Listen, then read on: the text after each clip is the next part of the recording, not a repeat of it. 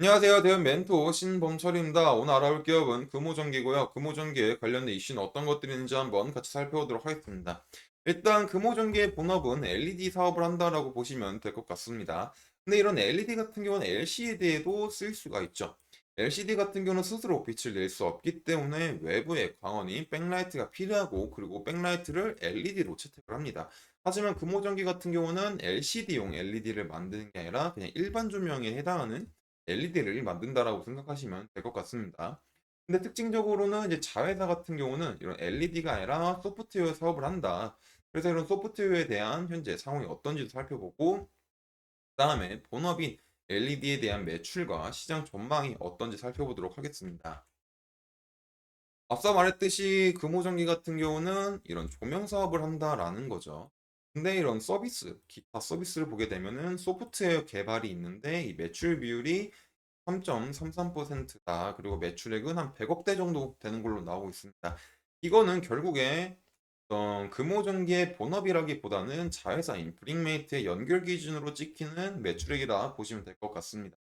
그리고 현재 이런 브릭메이트에 대한 수주상을 보게 된다면 이렇게 나와 있죠. 하지만 아직까지는 그렇게 막 엄청난 매출을 끼치고 있는 상황은 아니다. 이런 부분들에 대해서는 막 크게 엄청난 살펴볼 이유는 딱히 없다라고 볼 수가 있는 거죠. 그래서 이런 본업인 LED를 보게 된다면 일단 이제 60, 70기, 69기, 68기를 보게 된다면 매출액은 꾸준히 나오는 것을 확인할 수가 있습니다.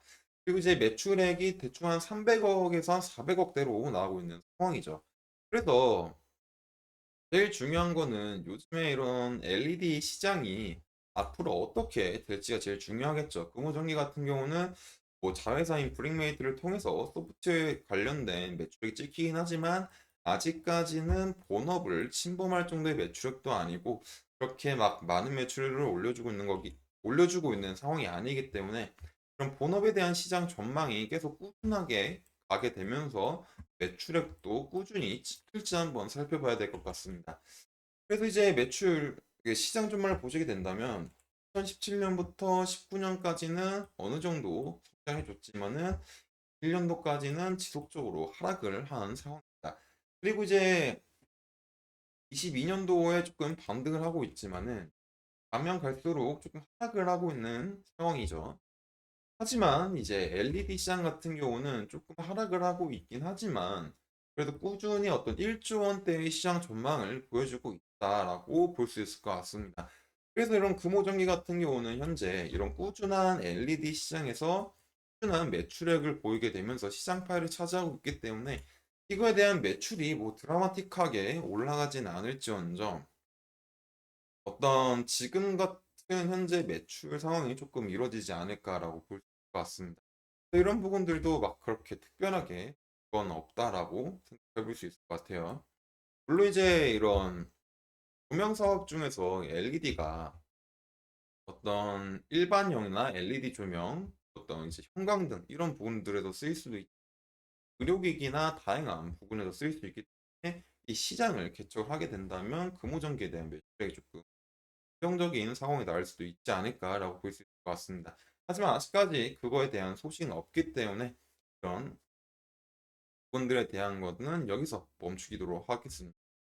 그래서 결국에 정리를 하자면 모전기 같은 경우는 매출이 본업인 LED와 자회사 브릭메이트에 대한 매출이 목표 기준을 찍힌다. 하지만 아직까지 이런 부분들에서 특출난 상황이 아니고 본업에서도 특출난 매출액을 자랑하지 않는다. 또 제일 중요한 거는 꾸준한 LED 시장에서 금호전기가 꾸준하게 매출액을 이제 나오는지 안 나오는지 살펴보는 게 제일 중요하지 않을까 싶습니다. 그리고 뭐 추가적으로 이제 의료기기나 다른 부분에 대한 상황을 개척하게 된다면 매출이 조금 기대를 해볼 수 있는 상황이 나오겠죠. 하지만 아직까지는 그런 상황은 아니다 라고 볼 것 같습니다. 주가를 한번 살펴보게 된다면 금호전기 같은 경우는 이제 기준으로 볼 게 이 부분이죠. 거래량이 한번 쳐주면서 상승했고 그 다음에 이제 추가적으로 상승하게 되면서